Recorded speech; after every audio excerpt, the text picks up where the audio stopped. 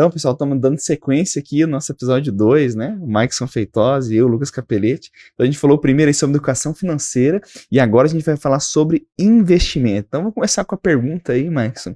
Por que investir?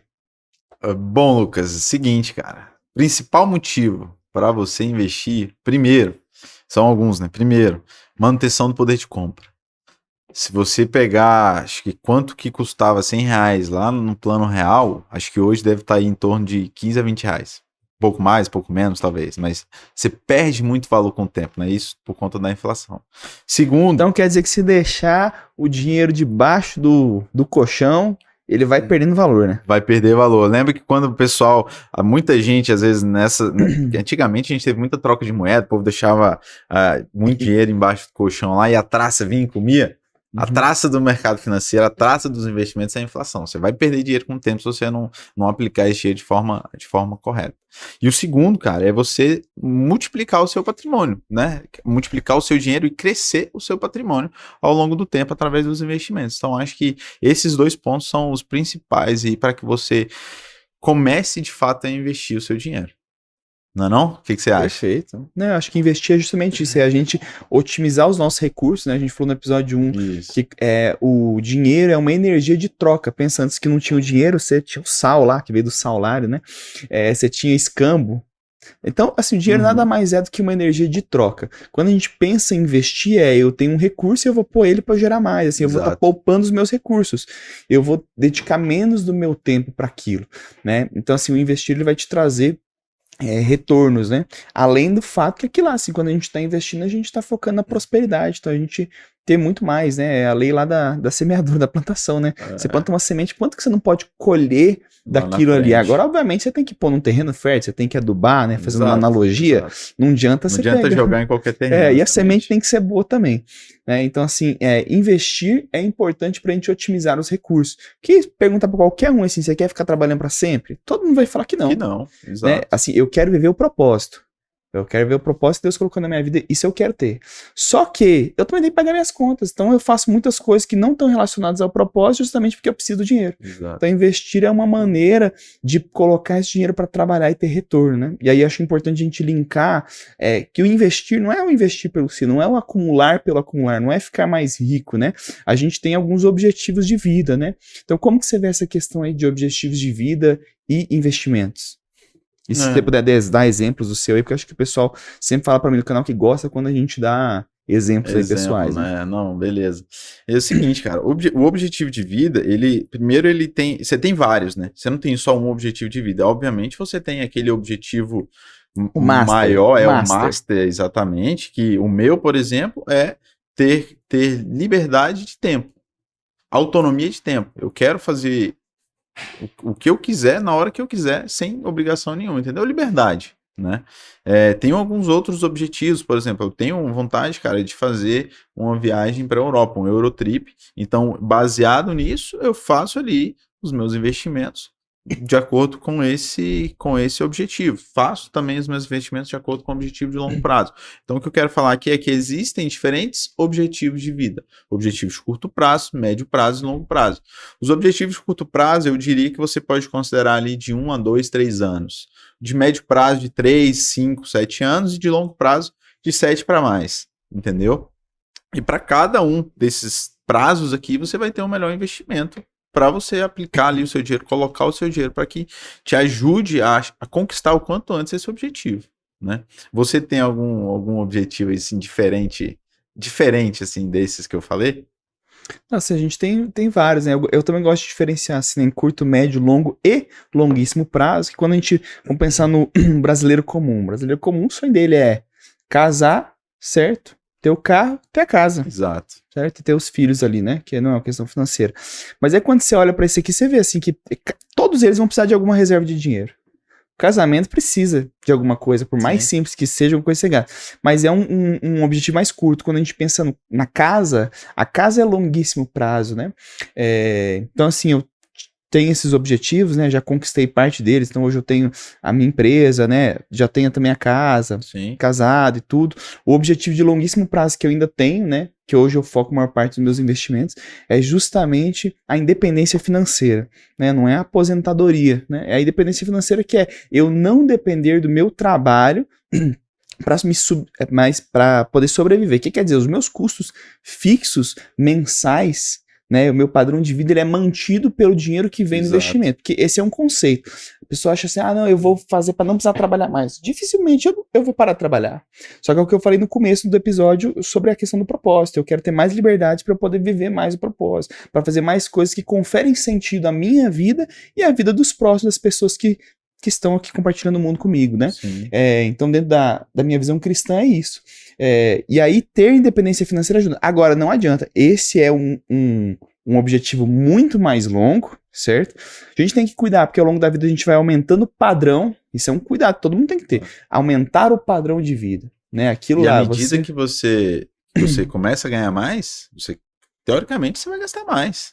Entendeu? Só que se a pessoa ganha mais e consegue manter o mesmo padrão, um ajuste pequeno, 10, 20%, o potencial de reserva é muito maior. Que foi o que eu fiz. Eu, assim, até hoje mesmo, assim, eu vivo aquém do que eu realmente ganho. Por quê? Porque eu tenho que ter uma margem a mais por ter um mindset de investidor para colocar nos objetivos, né?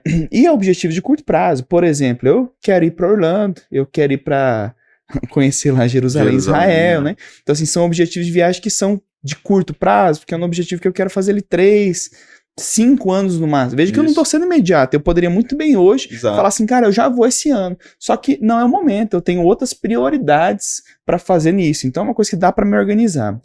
Quando eu penso na questão do longuíssimo prazo, né? Então, de ter outras questões, né, por exemplo, como a independência financeira, aí já são prazos maiores, né, 15, 20 anos, e aí isso vai modificar muito o tipo de investimento. Então, por exemplo, assim, o que você, a gente fala, a gente tem que investir para todos esses baldes, né, para todos esses sonhos a gente tem que ter baldes diferentes. O que a pessoa tem que levar em consideração para aliar o investimento e o prazo do objetivo? O risco do investimento, né, se você tem um objetivo de curto prazo, você não pode assumir um risco muito grande. Porque você tem pouco tempo. Se você acontecer de perder esse dinheiro, parte desse dinheiro, você tem pouco tempo para recuperar ele. No investimento de longo prazo, longuíssimo prazo, como você mesmo deu o exemplo, aposentadoria, você está disposto a correr mais risco em troca de um retorno maior. Por quê? Poxa, aconteceu alguma coisa, como a gente deu exemplo no episódio passado. Imprevistos. Exato, imprevistos. Ninguém previa a queda da bolsa que teve no momento da pandemia. Do coronavírus. Então, aquilo ali derrubou o seu patrimônio 40%, 50%. Quanto tempo que nem você falou, quanto tempo você demora para ganhar 40%, 50%? Então, quanto mais tempo você tem para recuperar, melhor, né? Então, eu diria que investimentos de longo prazo, você pode assumir riscos maiores. Investimentos de curto e médio prazo, você tem que assumir riscos menores. Vou dar um exemplo aqui. Às vezes o cara tem uma filha, tá perto do aniversário de 15 anos dela, e ele tá ali já vem há algum tempo guardando uma certa quantia todos os meses para fazer aquele tão sonhado aniversário de 15 anos da filha, né? O cara não pode assumir muito risco naquele dinheiro ali, quando investido aquele dinheiro ali, porque se ele perder, cara, vai para água abaixo o sonho da festa de 15 anos, entendeu? Então ele tem que investir aquele dinheiro ali com uma certa segurança, né? E essa questão assim de risco-retorno também está muito atrelada aos perfis de investidor, né? Existem perfis de conservador, moderado e agressivo. Isso daí eu vou até pedir para você explicar depois aquela questão que o Serbassi fala de como que você vai alocar o seu patrimônio. Mas isso aí está muito mais associado à questão de quanto risco você está disposto a correr. Você é um cara que aguenta mais risco? Você está disposto a correr mais risco em troca de um retorno? Então você pode partir para investimentos mais agressivos. Se você não é aquele cara que tem tanto apetite a risco, você é mais conservador, mais moderado, não aguenta ver tanta flutuação do teu dinheiro lá na corretora, cara, vai para investimentos mais seguros, né? Títulos de renda fixa, títulos públicos. Eu acho que esse caminho aí é um bom caminho para você alocar o seu dinheiro baseado nos seus objetivos. É quando fala assim tô risado aqui, porque quando fala assim de aguentar o risco, são duas coisas, né? Aguentar o risco do ponto de vista emocional, moral, né? Porque aqui lá, pensa eu quando eu tive que virar pra minha esposa lá e falar pra ela assim, olha aqui, ó, perdemos 80 mil. Até então, já nem sabe onde é que é o fundo do poço. Pensa, né? A gente com privação, assim, deixando de ter alguns luxos, porque tava vivendo aquém do padrão de vida, e eu ter que compartilhar isso aí com ela. Então, né? O quanto que você aguenta nesse ponto de vista. E outra é o quanto que você pode aguentar. Porque, por exemplo, se eu não tenho a reserva de emergência, como é que eu vou correr risco na bolsa de valores? É contrassensual. Vou até puxar já um gancho aqui. Por exemplo, agora tem a questão das criptomoedas, né, os criptoativos.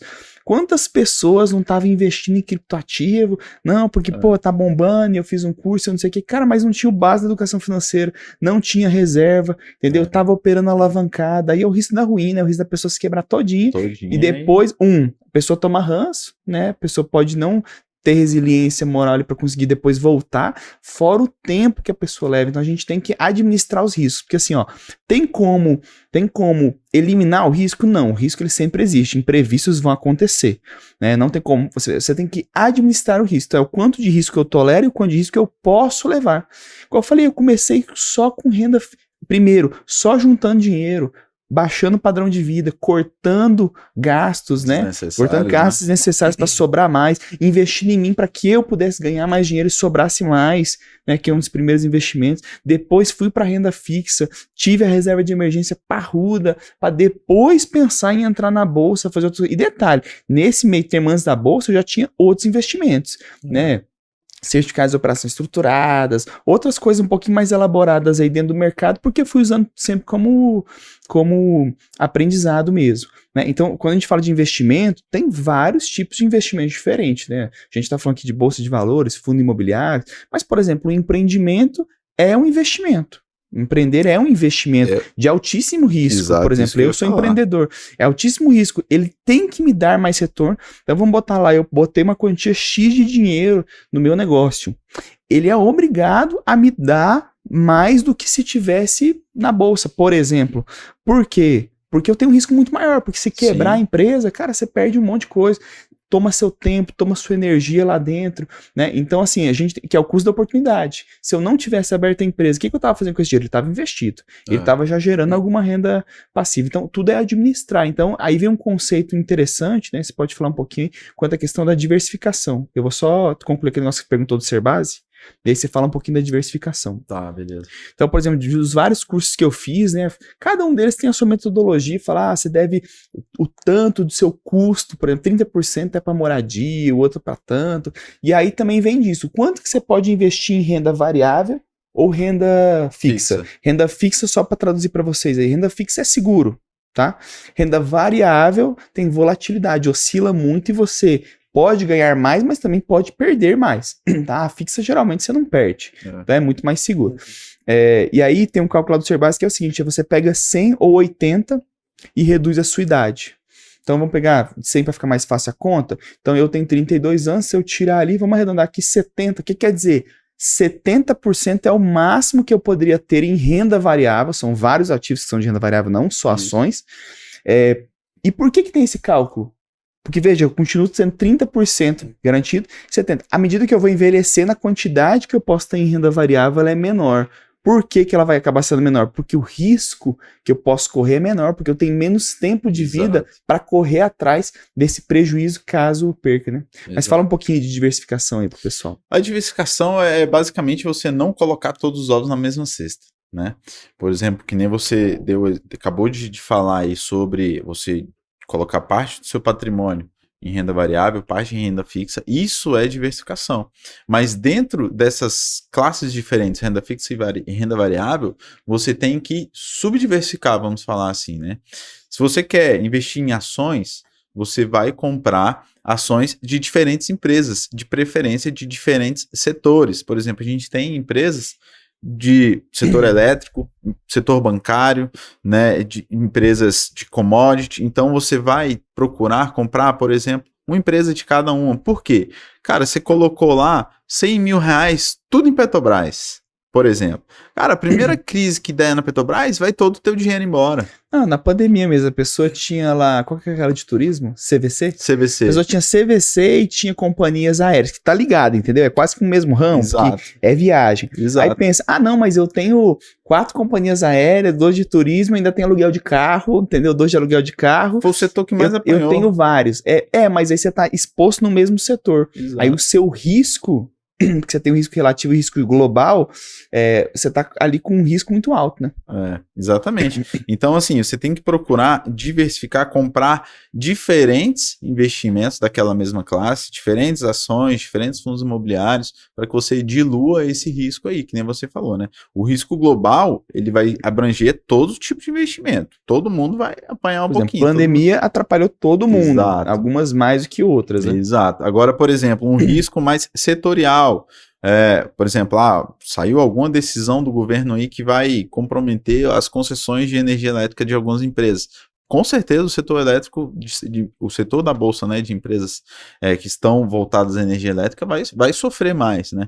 E isso também acontece na renda fixa. Você precisa não colocar todos, a não ser que seja no tesouro direto, que você está emprestando seu dinheiro para o governo, você precisa também diversificar ali entre diferentes títulos de renda fixa, entre privados, públicos, para que você tenha também diferentes tipos de retorno. Né? Eu penso assim em relação a isso daí. E quando a gente fala de diversificar, a gente está se protegendo, a gente está blindando o nosso patrimônio. Foi justamente nesse termo que eu pensei quando eu falei, cara, vou botar o nome da mentoria de patrimônio blindado, justamente para ensinar as pessoas a como investir do zero até o avançado com segurança e com proteção. Porque a gente sabe que existem momentos, a gente está falando mais aqui do mercado financeiro, mas existem momentos, independente do cenário, que vai ter alta e vai ter baixa. Você vai ganhar e você vai perder. Então o intuito é esse, é você blindar o seu patrimônio para que você construa esse patrimônio sólido ao longo do tempo. Né? Eu penso assim, dessa forma. Porque, por exemplo, falar de investir, muitas pessoas têm o padrão de investir em imóveis, né? Porque sempre falou assim, meu pai, algum parente ganha tanto de aluguel. Né? Aí, de novo, a pessoa só tem imóveis. Por exemplo, agora a gente está passando por uma certa recessão, teve uma valorização e agora, principalmente casa, está tendo uma recessão. Né? As pessoas mudaram para casa na pandemia, agora estão voltando para apartamento, que casa tem um custo mais elevado, aqui que a gente está falando de Brasília, né? Tem uma distância maior, né? Então são outras coisas que acabam influenciando. Agora tem uma recessão, e você tem a questão do custo de oportunidade, porque também, por exemplo, você pega lá a vacância, se você é dono do imóvel e você não tem um locatário lá, você está pagando. Você está tendo você está pagando condomínio, você está pagando as outras coisas. Tudo bem, quando a gente pensa no longo prazo, a maior parte dos imóveis ele tende a se valorizar. Mas, de novo, a gente realmente tem que diversificar.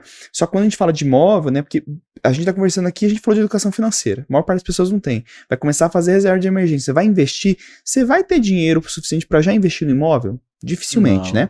Então, por isso que a gente está falando tanto aqui de ações, porque você compra, cara, ação a centavos, né? Tem algumas, as mais caras é o que? R$100 e poucos reais, uma coisa assim, né? Então tem que pensar nisso. Uma coisa que eu aprendi num discurso que eu fiz, que foi do Thiago Nigro, sobre diversificação, que eu achei bem bacana, e é um modelo que eu segui por muito tempo, que é você separar em 4 etapas, 4 diferentes. Então assim, 25%, 25%, 25% e 25%, tá? Faz uma pizza mesmo. Né? Então 25% em renda fixa. Então você tem a reserva de emergência separadinha lá, não conta, né? Você tem 25% em renda fixa. Você sabe quanto que vai ganhar, dificilmente você vai perder dinheiro nessa estratégia.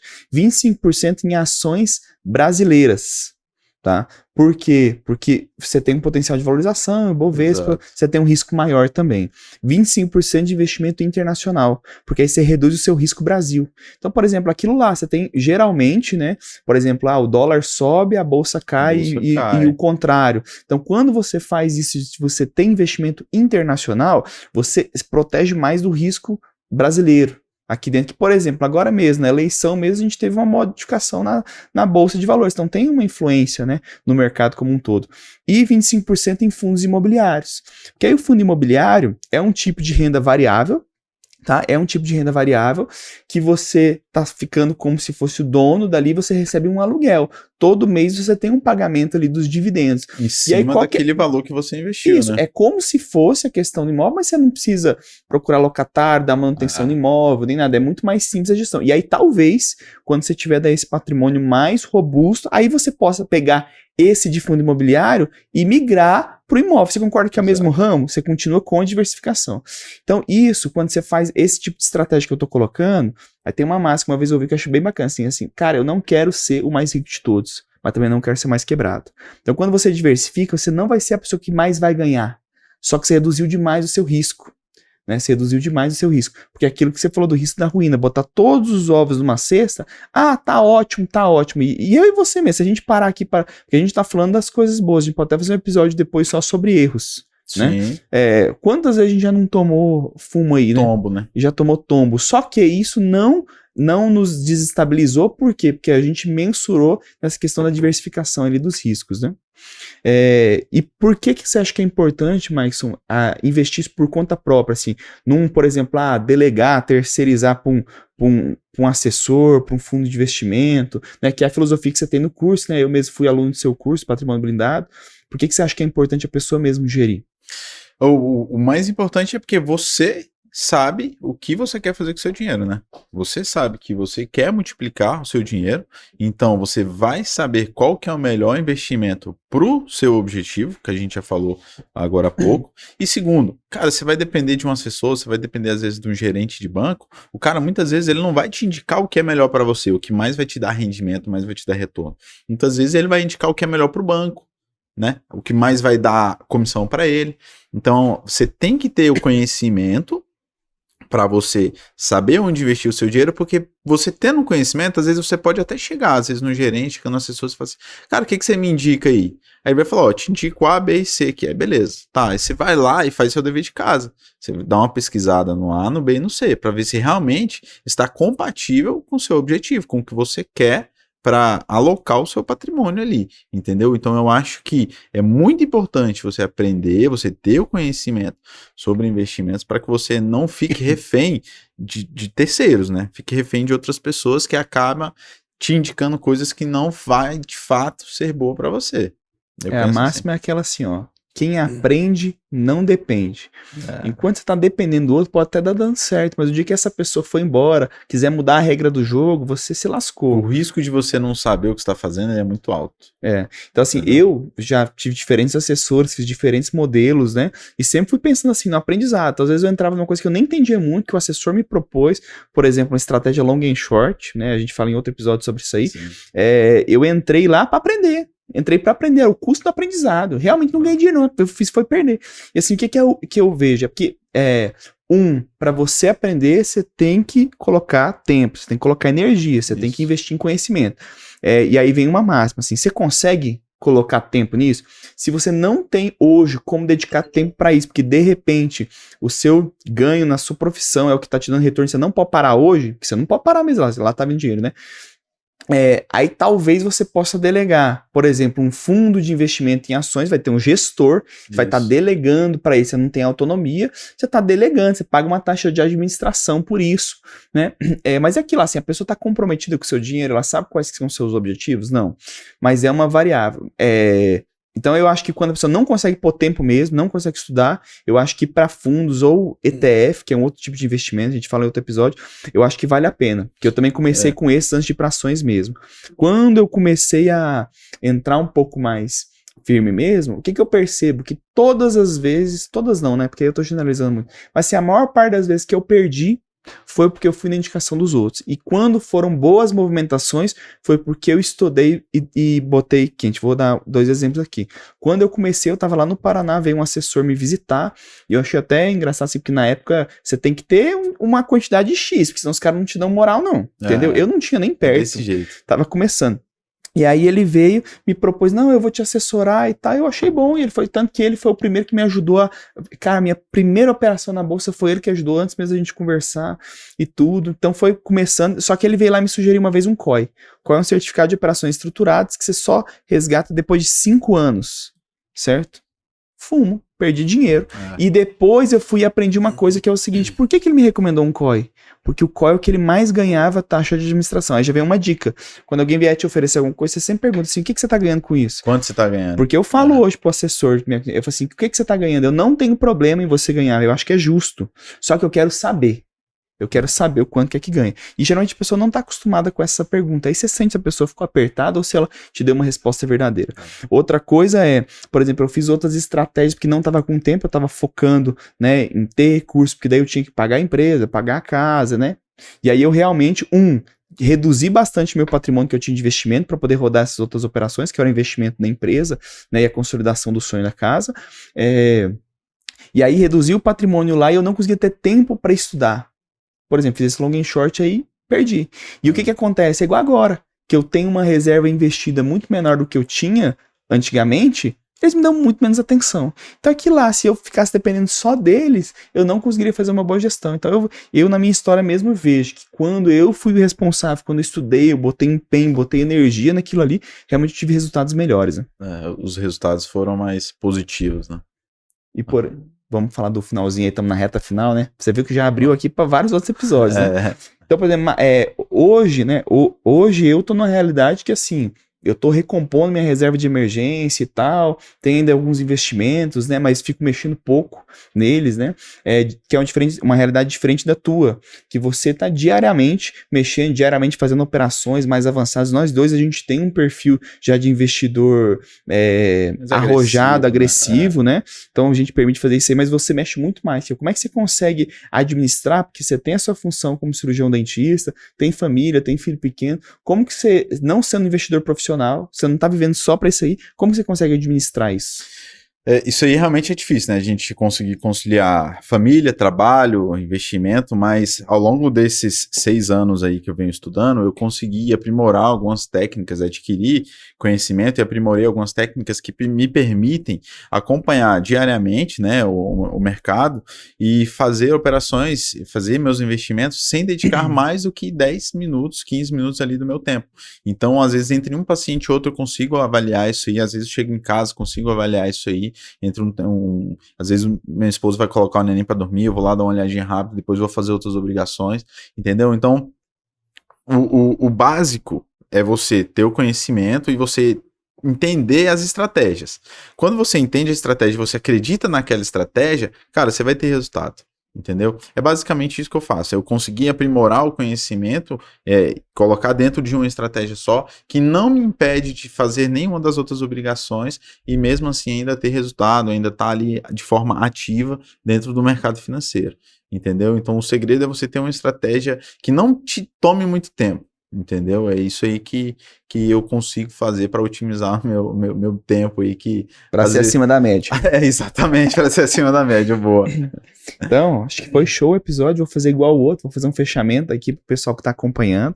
Então, o que a gente falou assim? Primeiro, uma reflexão assim do por que investir, por que é importante, quais são os seus objetivos de vida, porque se você não tem isso claro, não adianta investir, não vai servir para nada. Então, primeiro, defina seus objetivos de curto, médio, longo e longuíssimo prazo, né? Outra coisa, pensar que eu preciso adequar o tipo de investimento e o risco para cada um dos objetivos. Quanto mais longo, mais risco eu posso ter. Quanto mais jovem eu sou, mais exposição a risco a gente pode ter. Pensar que temos que diversificar os investimentos para ter um patrimônio realmente blindado, né? Então, variável Brasil, internacional, fundos imobiliários e fixo e tendo reserva de emergência também, né? Entender qual que é o seu perfil de investidor. Você pode procurar também na internet, você acha testes quanto a isso aí, e saber que se você mesmo gerir seu dinheiro, você vai ter resultados melhores que se você depender dos outros, porque quem aprende não depende. Então, com certeza, vamos marcar os episódios, né, Mike? Isso. E eu vou preparar um material aí para você compartilhar com o pessoal, mais introdutório, né, a respeito da educação financeira, a respeito dessa mentalidade financeira aí. Vai ser bem legal, eu vou compartilhar com você libera pra galera. Então, show. Foi top. Obrigado, amigo. Valeu, obrigado.